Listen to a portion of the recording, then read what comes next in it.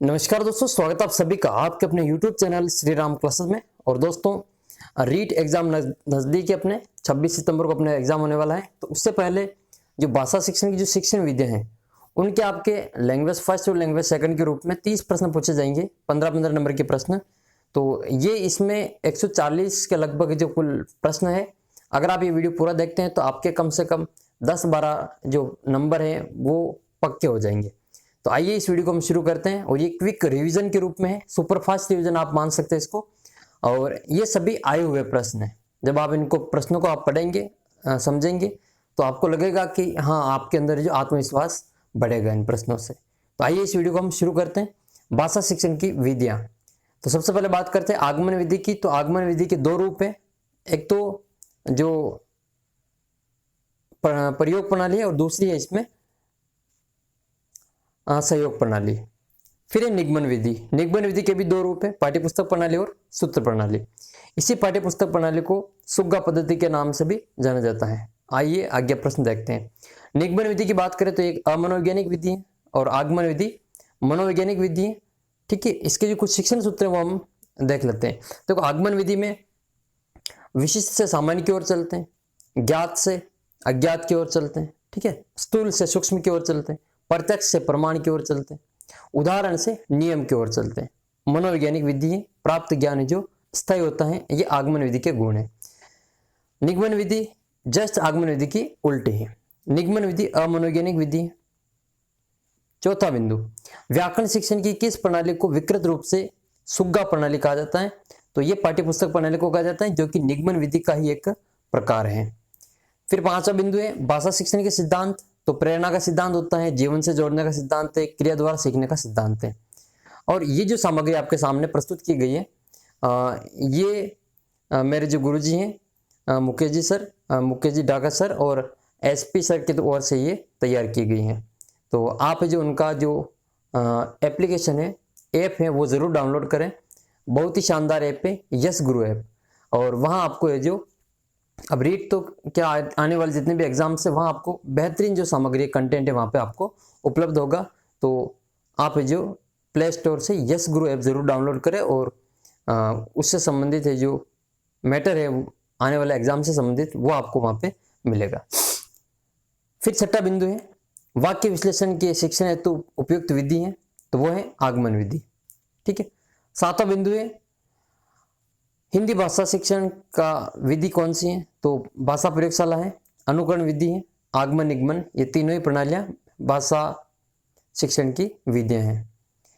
आठवां प्रश्न, लेखन और उच्चारण के लिए अनुकरण विधि उपयोगी है? तो ये प्रारंभिक स्तर के लिए उपयोगी है। नवा बिंदु है गद्य शिक्षण में शब्दार्थ स्पष्ट करने की जो विधि है वो है उद्बोधन विधि। द्वितीय भाषा शिक्षण की तुलनात्मक विधि वो है व्यतिरेकी विधि। 11 बिंदु है व्याकरण अनुवाद विधि को और किस नाम से जाना जाता है? तो वह है भंडारकर विधि, जो रामकृष्ण गोपाल भंडारकर है उनके नाम से इसको जाना जाता है। 12वां बिंदु है नर्सरी तथा प्राथमिक स्तर पर कविता शिक्षण की सर्वश्रेष्ठ प्रणाली कौन सी है? तो वह है गीत तथा नाट्य प्रणाली, जिसको हम अभिनय प्रणाली के रूप में भी जानते हैं। 13वां बिंदु है भाषा शिक्षण की सूत्र विधि का मूल स्रोत कौन सी भाषा है? तो वह संस्कृत भाषा। 14वां बिंदु विश्लेषणात्मक विधि में प्रयोग होता है। तो विश्लेषणात्मक में क्या, सबसे पहले वाक्य से हम शब्दों का विश्लेषण करते हैं, फिर हम वर्णों का।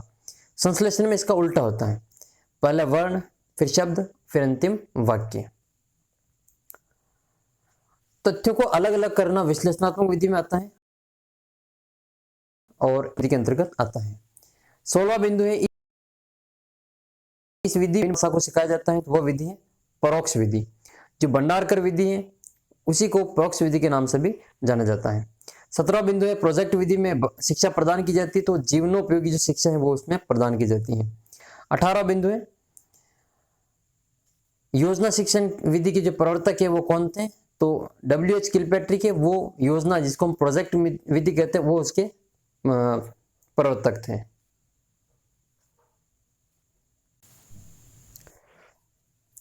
19वां बिंदु है प्रस्तावना का मुख्य उद्देश्य क्या है? तो नवीन ज्ञान हेतु ग्रहण करने के लिए उसको बालकों को तत्पर करना प्रस्तावना का मुख्य उद्देश्य होता है। 20वां बिंदु है कविता शिक्षण की किस प्रणाली के अंतर्गत कविता को समझाने के लिए वैसी ही या फिर उसकी विरोधी दूसरी कविता को प्रस्तुत करके तुलनात्मक अध्ययन किया जाता है, तो वो है इसमें तुलना प्रणाली। रंगमंच अभिनय विधि किसकी है, तो ये नाटक की विधि है। उद्बोधन विधि के उपभेद नहीं है, तो इसमें अनुवाद नहीं है, लेकिन इसके भेद कौन कौन से उपभेद, तो कहानी है, अभिनय है और दृश्य विधान है। 23वां बिंदु है व्याकरण शिक्षा स्वतंत्र रूप से किस विधि में नहीं दी जाती है, तो भाषा संसर्ग विधि में स्वतंत्र रूप से नहीं दी जाती है। 24वां बिंदु शिक्षण में सबसे महत्वपूर्ण कार्य क्या है, तो उद्देश्य का निर्धारण करना सबसे महत्वपूर्ण कार्य होता है। शब्द भंडारण में वृद्धि के लिए सर्वाधिक उपयुक्त विधि कौन सी है, तो वो है गद्य शिक्षण। 26वां बिंदु है उपन्यास शिक्षण का उद्देश्य नहीं है, तो अभिनय में निपुणता प्रदान करना ये उपन्यास शिक्षण का उद्देश्य नहीं है, बाकी छात्रों में स्वस्थ मनोरंजन की ओर उन्मुख करना, भाषा एवं शैली के प्रचलित रूप को परिचित कराना और छात्रों को द्रुत गति से मौन वाचन का अभ्यास कराना। 27वां बिंदु है रचना शिक्षण की विधि प्रवचन विधि, प्रश्नोत्तर विधि और निर्देशन विधि है, लेकिन भाषा संसर्ग विधि है वो रचना शिक्षण की विधि नहीं है, ये व्याकरण शिक्षण की विधि है। 28वां बिंदु है भाषा शिक्षण की श्रुत लेख अभ्यास विधि का प्रमुख उद्देश्य नहीं है, तो वो है हस्तलिपि को सुधारना, बल्कि इसके जो उद्देश्य होते हैं श्रुत लेखन के नवीन शब्दों का ज्ञान कराना, वर्तनी दोषों को दूर करना और तीव्र गति से लेखन के लिए प्रेरित करना और शुद्ध लेखन की क्षमता का विकास करना। श्रुत बोध में रेप संबंधी अभ्यास किसमें नहीं है, तो वो कबूतर। ये सब आए हुए प्रश्न आप समझ गए होंगे। कर्म धर्म प्रकाश में तो है रेप संबंधी अभ्यास, लेकिन कबूतर में नहीं है। कविता शिक्षण की प्रश्नोत्तर प्रणाली का अन्य नाम क्या है, तो वो है खंडान्वयन प्रणाली। अन्वय दो प्रकार के होते हैं, दंडान्वयन और खंडान्वय। भाषा प्रयोगशाला में नहीं होता है, तो मोबाइल नहीं होता है, बाकी टेप रिकॉर्डर, माइक्रोफोन और वीडियो रिकॉर्डर होते हैं।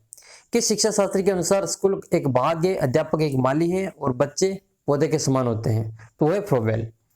जिस प्रकार चित्रकार के लिए तुलिका फलक वांछनीय है, उसी प्रकार अध्यापक के लिए श्यामपट व खड़िया के टुकड़े का महत्व होता है, ये पंडित सीताराम चतुर्वेदी ने कहा है।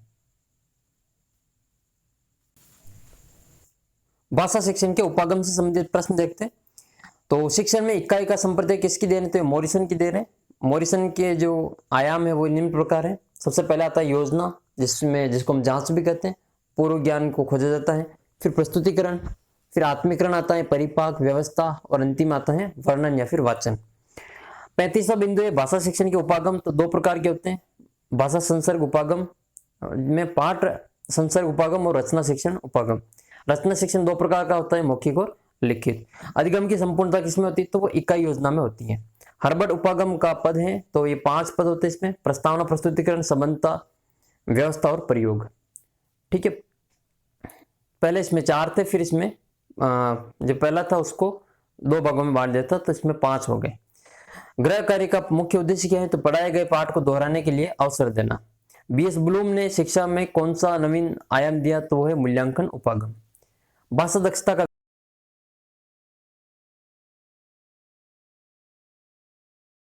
विकास शिक्षक का विशेष अनिवार्य गुण है, तो शुद्ध उच्चारण होना चाहिए। 42वां बिंदु है भाषा शिक्षण में बहुमुखी प्रयास का क्या अभिप्राय है, तो सभी विषयों के शिक्षण में भाषा पर बल देना। 43वां बिंदु है विद्यार्थियों में भाषा के प्रति रुचि के लिए किस प्रणाली की भूमिका सबसे अधिक महत्वपूर्ण है, तो वह अवलोकन की। भाषा की दृष्टि से रचना 2 प्रकार की होती है, मौखिक और लिखित रचना। नेक्स्ट भाषिक सामग्री है, तो वह शब्दावली। वैचारिक सामग्री इसमें आती है मूल विषय वस्तु। पठन शिक्षण की दृष्टि से जो गद्य पाठों के प्रकार है वो 2 प्रकार के होते हैं, पूरक एवं द्रुत पाठ, और दूसरा होता है गहन एवं सूक्ष्म अध्ययन के पाठ। 48वां बिंदु है बालक परिवार में रहकर कैसी भाषा सीखता है, तो वह बोलचाल की भाषा सीखता है। बात करते हैं भाषाई कौशलों की, तो भाषाई कौशलों की संख्या कितनी है, 4। सुबोपली, सुनना, बोलना, पढ़ना और लिखना। ठीक है, इसमें 2 प्रकार के होते हैं, एक तो ग्रहण करने वाले, एक अभिव्यक्ति वाले। तो सुनना और पढ़ना जो है वो ग्रहणात्मक ग्रहयात्मक है, और अभिव्यक्तात्मक जो है वो बोलना और पढ़ना और बोलना और लिखना। भाषा कौशल है तो ये दक्षता प्राप्त करते हैं। ठीक है, भाषा कौशल दक्षता प्राप्त करना। भाषा का मुख्य कौशल कौन सा है, तो वो है बोलना, पढ़ना और लिखना। 3 ऑप्शन 3 है। 52 नंबर बिंदु है भाषा सीखने का स्वाभाविक और मनोवैज्ञानिक क्रम कौन सा है, तो सुबोपली, सुनना, बोलना, पढ़ना और लिखना। चारों भाषाई कौशलों का विकास किस कक्षा तक पूर्ण हो जाना चाहिए? तो कक्षा 5 तक, प्रारंभिक कक्षा, प्राथमिक कक्षा सॉरी, प्रारंभिक में कक्षा 1 से 8 तक आते, प्राथमिक में कक्षा 1 से 5 तक आते। तो कक्षा 5 तक जो भाषाई कौशलों का विकास पूर्ण हो जाना चाहिए। भाषाई कौशलों में सबसे पहले किस कौशल का विकास करना चाहिए? तो श्रवण कौशल। भाषा दक्षता का प्रारंभिक कौशल कौन सा है? तो सुनना। भाषा की शिक्षा दी जाती है तो अर्थग्रहण और अभिव्यक्ति के लिए। शिक्षण कौशल का उपयोग किया जाता है तो कक्षा के अंदर भी और कक्षा के बाहर भी। श्रवण कौशल को विकसित करने का उपयुक्त प्रणाली कौन सी है? तो खेल प्रणाली। 59 नंबर प्रश्न है, खेल विधि को प्रचलित करने का श्रेय किससे जाता है? तो हेनरी कोलवेल कुक को। नाटक का संबंध किस ज्ञानेंद्रिय से है? तो कान और आंख से है। मौखिक अभिव्यक्ति कौशल का विकास करने का सशक्त माध्यम है वाद विवाद। 62 नंबर बिंदु है, किसका संबंध बोलने के कौशल से नहीं है? तो वह है प्रतिलिपि। बाकी कविता पाठ बोलने से संबंधित है, शुद्ध उच्चारण, स्वर वचन सभी बोलने से संबंधित है। चैनल को सब्सक्राइब जरूर करें ताकि आपको जो 26 के बाद जो एग्जाम होगा 26 तारीख को, उसके जो पेपर के जो आंसर की है वो आपको सबसे पहले यहाँ पे मिल जाएगी। तो आप चैनल को सब्सक्राइब जरूर कर लें। 63 नंबर प्रश्न, छोटे बच्चों को कल्पना शक्ति विकसित करने का माध्यम है? तो परियों की कहानियों से कल्पना शक्ति सबसे ज्यादा विकसित होती है छोटे बच्चों में। उच्चारण कौशल की परीक्षा ली जा सकती है तो मौखिक परीक्षा से। उच्चारण सुधारने का कार्य किन कक्षाओं में करना चाहिए? तो प्रारंभिक कक्षाओं में। मौखिक अभिव्यक्ति का आवश्यक गुण क्या है? तो उच्चारण की शुद्धता। साइलेंट रीडिंग ये किसकी किताब है? तो ये ब्राइन की किताब है। प्राथमिक स्तर पर वाचन का मुख्य उद्देश्य क्या है? शुद्ध उच्चारण क्षमता का विकास करना। लिखित सामग्री को मन ही मन बिना आवाज किए चुपचाप पढ़ना मौन वाचन कहलाता है। देखो, मौन पठन का लाभ क्या है? तो स्वाध्याय की प्रवृत्ति विकसित होती है। मौन वाचन मूल्यांकन की किस परीक्षा के द्वारा किया जा सकता है? तो सत्यासत्य परीक्षा, बहुविकल्पात्मक परीक्षा और पूर्ति परीक्षण, जो वस्तुनिष्ठ परीक्षा होती है उसके द्वारा। 72 नंबर प्रश्न, मौन वाचन कब शुरू करना चाहिए? तो कक्षा 3 से जो मौन वाचन शुरू करना चाहिए। ये प्रश्न आए हुए सभी आप समझ रहे होंगे इन सब को। केवल एक क्विक रिवीजन के लिए उद्देश्य से इस वीडियो को बनाया जा रहा है, वो ताकि आपको एग्जाम के समय आपको क्विक रिवीजन हो जाए। और अगर आपको ये पसंद आ रहा है वीडियो तो इसको साथी मित्रों के साथ शेयर जरूर करें। मौन वाचन से क्या लाभ है? तो अवकाश के समय का सदुपयोग, ज्ञान की वृद्धि। देखो, जो ऑप्शन में होंगे इस यही प्रश्न ऊपर आया था। तो मौन वाचन का जो लाभ है वो स्वाध्याय की प्रवृत्ति भी विकसित होती है और अवकाश के समय का भी सदुपयोग होता है, ज्ञान की वृद्धि भी होती है। मौन वाचन का प्रकार है तो द्रुत वाचन जो होता है वो मौन वाचन में आता है। अर्थग्रहण के कौशल को विकास करने के लिए सबसे अधिक उपयोगी कौशल कौन सा है? तो वह मौन वाचन। सस्वर वाचन का अभ्यास कराने में सबसे उपयुक्त साधन है सामूहिक वाचन। देखो, लेखन क्रिया में शिक्षा कैसे होता है? तो सीधी रेखाओं से होता है। बालकों को लिखना सिखाने से पहले यह आवश्यक है कि लेखन संबंधी विकास होता है तो अभ्यास से होता है। भाषाई कौशलों का लिखित अभिव्यक्ति के रूप में लिखना है। श्रुत लेख से किस कौशल का विकास होता है? तो सुनने में और लिखने में। प्रारंभिक अवस्था में बालक भाषा सीखता है तो सुनकर, निरीक्षण करके और अनुकरण के द्वारा। पुनः आपसे रिक्वेस्ट है कि अगर आप चैनल पर पहली बार पधारे हैं तो चैनल को सब्सक्राइब जरूर करें ताकि आपको इसी प्रकार के और मैटर यहाँ पे मिल सके। और रीट एग्जाम की जो आंसर की है वो सटीक आंसर की आपको सबसे पहले यहाँ उपलब्ध हो सके। 83 नंबर बिंदु है इसमें, लिखना सिखाने से पूर्व बालकों को चित्रकला सिखाना चाहिए क्योंकि अक्षर भी चित्र होते हैं। ये किसने कहा है? तो ये महात्मा गांधी ने कहा है। लिखाई का कार्य पढ़ाई के कार्य से पूर्व शुरू होना चाहिए क्योंकि लिखाई पढ़ाई की अपेक्षा सरल होती है। ये किसने कहा है? तो ये मोंटेसरी ने, मारिया मोंटेसरी, इन्होंने कहा था ये। ठीक है, इनका जो क्रम है वो थोड़ा अलग है। बाकी तो फ्राइड ने कहा था सुबोपली, सुनना, बोलना, पढ़ना, लिखना, लेकिन ये अलग, इनका थोड़ा सा अलग मत है। दोनों लास्ट वाले क्वेश्चन में सुनना, बोलना, लिखना, पढ़ना बताते हैं ये मोंटेसरी। अशुद्ध वर्तनी का कारण क्या है? तो अशुद्ध उच्चारण, व्याकरण का कम ज्ञान, लेखन की असावधानी। ठीक है, भाषा प्रयोग एवं कौशल से संबंधित पक्ष नहीं है तो भाषा ज्ञान गम्य होती है, यह नहीं है। बाकी भाषा अनुकरणात्मक होती है, सामाजिक व्यवहार होती है और अभ्यास गम्य होती है। 87 नंबर बिंदु है इसमें, लिखित अभिव्यक्ति का साधन है तो वह पत्र लेखन, निबंध लेखन, नाट्य लेखन। भाषा दक्षता का विकास किया जा सकता है तो लिपि और वर्तनी का सही ज्ञान करा के, शुद्ध उच्चारण के माध्यम से और शब्द रचना का ज्ञान कराकर। बात करते हैं भाषा दक्षता का विकास किया जा सकता है, सही हो गया। 89 नंबर बिंदु है, छात्रों के शब्द भंडार में वृद्धि की जा सकती है तो एक तो शब्दकोश का उपयोग करके, छात्रों को स्वाध्याय की प्रवृत्ति बढ़ाकर और शिक्षक के द्वारा अच्छे और नए शब्दों का प्रयोग करके। बात करते हैं भाषा के शिक्षण अधिगम सामग्री पाठ्य पुस्तक बहुमाध्यम। देखो 90 नंबर बिंदु है इसमें। भाषा शिक्षण में दृश्य श्रव्य साधनों का प्रयोग प्रमुख प्रयोजन है। तो विद्यार्थियों को विभिन्न इंद्रियों को क्रियाशील बनाना।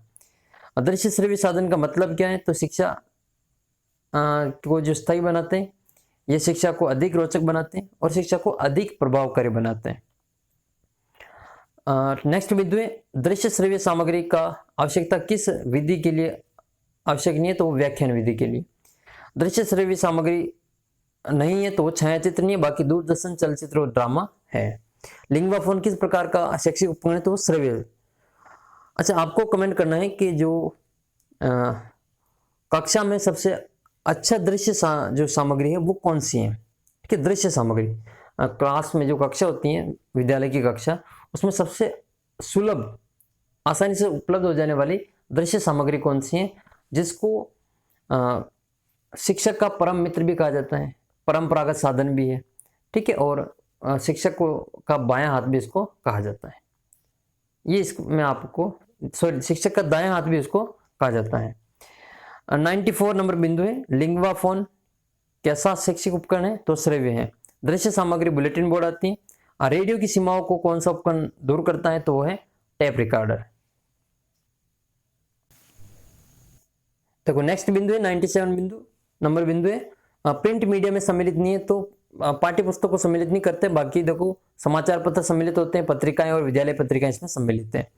98 नंबर है प्रक्षेपित सामग्री, फिल्म खंड और ओपेक प्रोजेक्शन, लेकिन बुलेटिन बोर्ड जो है वो प्रक्षेपित सामग्री नहीं है।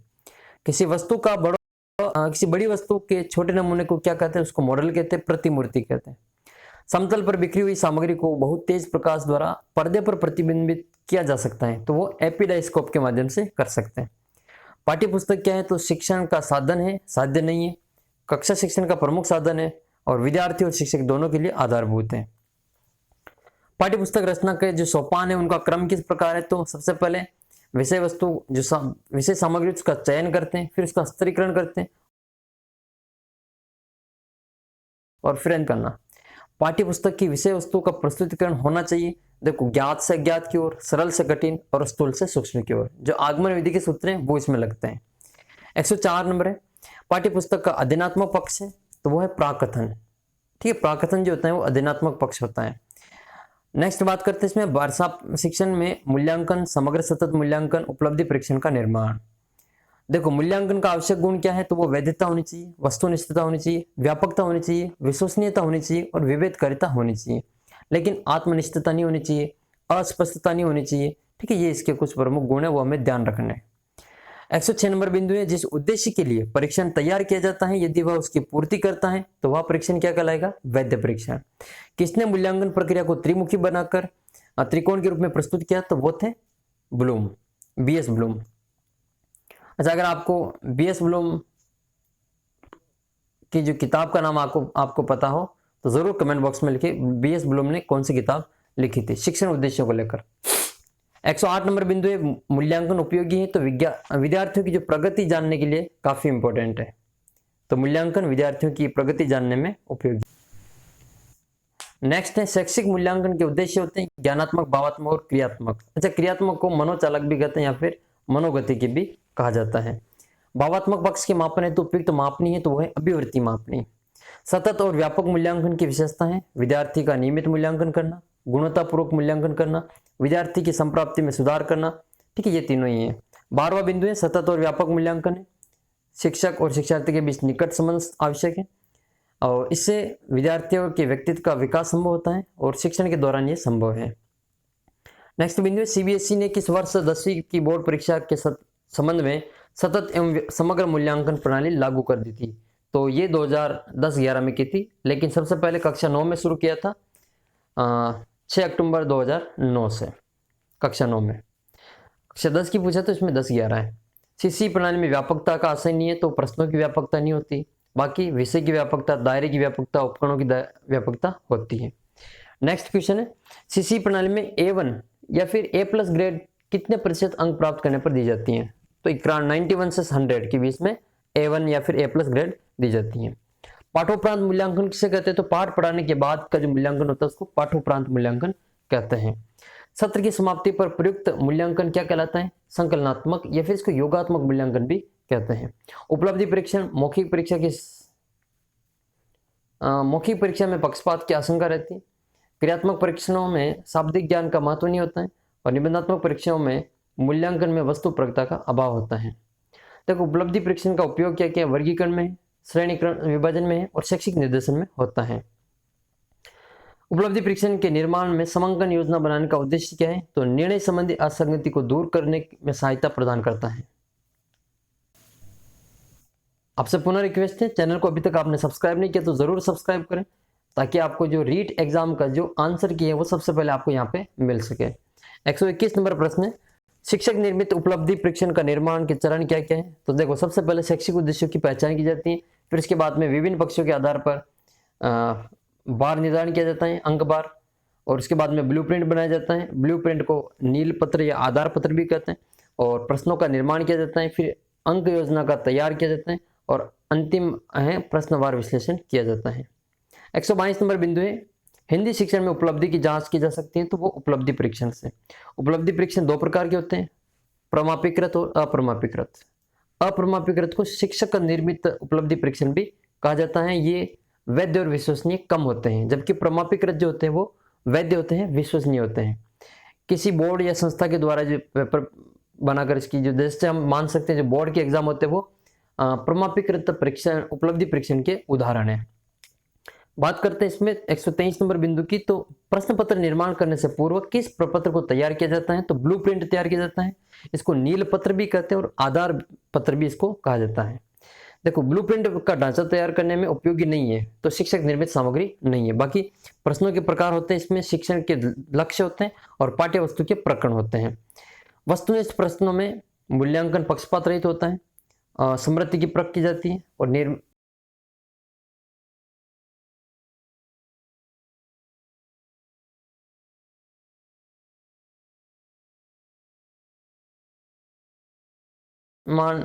देखो अंकन का कोई सुनिश्चित मापदंड नहीं होता है, पाठ्यक्रम के अध्ययन की आवश्यकता नहीं रहती है और विद्यार्थी द्वारा अर्जित योग्यता का सही मूल्यांकन नहीं करती है। 127 नंबर बिंदु है, वस्तुनिष्ठ प्रश्नों की उपयोगिता का प्रमुख कारण क्या है? तो वह निष्पक्ष मूल्यांकन। जो हमारी रीट एग्जाम होने जा रही है वो वस्तुनिष्ठ परीक्षा का उदाहरण है। तो इसकी उपयोगिता क्यों है? क्योंकि इसमें निष्पक्ष मूल्यांकन होता है, सही है तो सही है, गलत है तो गलत है। इसमें अध्यापक की रुचि अरुचि का प्रभाव नहीं पड़ता है।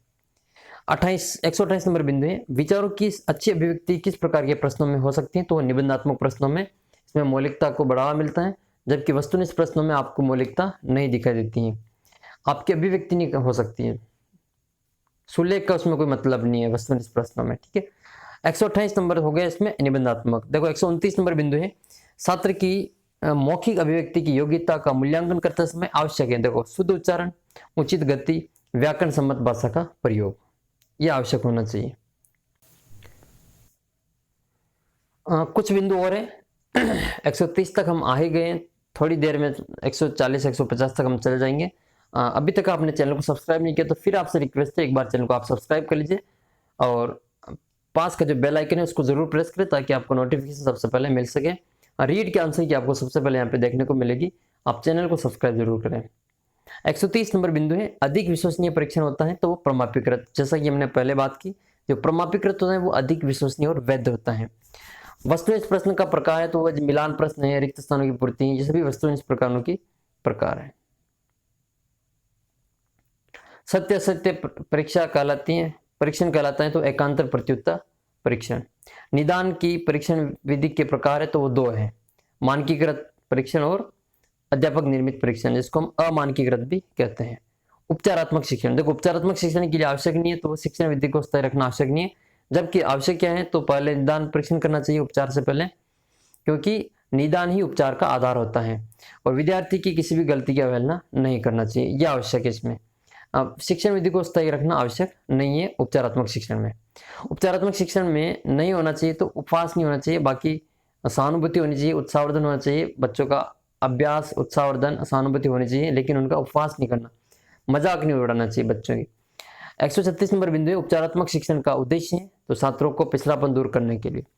147 नंबर बिंदु है, चिकित्सात्मक अध्यापन को कहा जाता है तो है उपचार। जो उपचार है वो चिकित्सा शास्त्र से लिया गया है।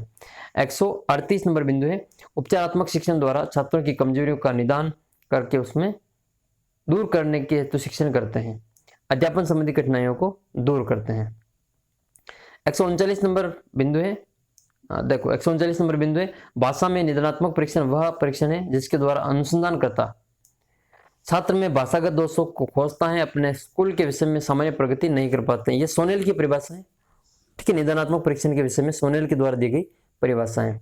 और एक और परिभाषा बिंदु है इसमें, एक बालक जरूरत से ज्यादा अपने आप को असमर्थ समझ रहा है तो वह हीन भावना ग्रंथि से पीड़ित है। देखो आत्मविश्वास खो बैठा है तो एक शिक्षक होने के नाते आप उसका उपचार कैसे करेंगे, तो जो सहानुभूतिपूर्ण व्यवहार होगा उसके द्वारा इसको जो दूर करेंगे।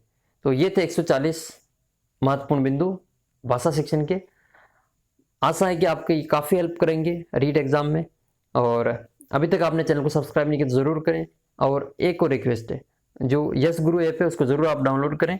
बहुत ही काफ़ी अच्छा जो कंटेंट है आरपीएससी के टॉपर सर है एसपी शौरान सर, उनके द्वारा और मुकेश जी सर के द्वारा आपको वहाँ पे उपलब्ध करवाया जाता है, तो आप उस ऐप को ज़रूर डाउनलोड करें। तो ये जो सामग्री है वो संपूर्ण सामग्री उन्हीं के द्वारा तैयार की गई है, तो हृदय से उनका आभार। और बच्चों की जो रीट एग्ज़ाम है उनके लिए अच्छी तरीके से सामग्री वो समय समय पर बनाकर प्रस्तुत करते हैं। तो गुरुजनों का बहुत बहुत आभार और आप सभी का बहुत बहुत धन्यवाद वीडियो को पूरा देखने के लिए। और चैनल को अभी तक आपने सब्सक्राइब नहीं किया तो वापस आपसे रिक्वेस्ट है सब्सक्राइब कर लें, ताकि आपको जो आंसर की है रीट की वो सबसे पहले यहाँ पे मिल सके। ठीक है, जल्दी मिलेंगे अगले वीडियो में। सभी को 26 तारीख का जो एग्ज़ाम है उसके लिए ऑल द बेस्ट। आप अपना जो बेस्ट करने की कोशिश करें और परीक्षा में जो एग्ज़ाम की जो घबराहट ना रखें। जल्दी मिलेंगे अगले वीडियो में, तब तक जय हिंद जय भारत।